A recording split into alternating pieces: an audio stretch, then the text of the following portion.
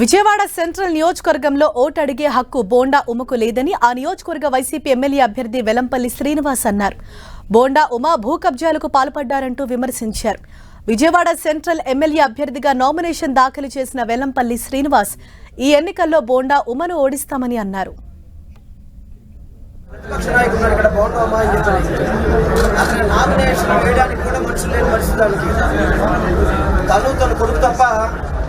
మిగతా నాయకులు ఎవరు కూడా నామినేషన్కి వచ్చిన దాఖలా లేదు.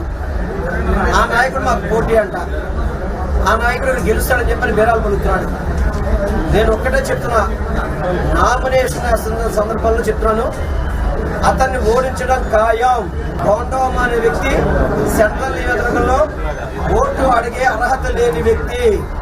సెంట్రల్ నియోజకవర్గంలో ఎంతో మంది ప్రజలను మోసం చేశాడు, రౌడీజం చేశాడు, గోండాయిజం చేశాడు, స్థలాలు కబ్జా చేశాడు, కాల్మనీ కేసుల్లో చేశాడు, సెక్స్ రాకెట్లు చేశాడు. ఇటువంటి వ్యక్తులు ముఖ్యంగా చెప్పాలంటే జగనన్న మీద దాడి చేయించాడు. ఆ వ్యక్తిని మేము వదలం, ఓటు ద్వారా మేము కసి తీర్చుకుంటూ వస్తున్నాయి.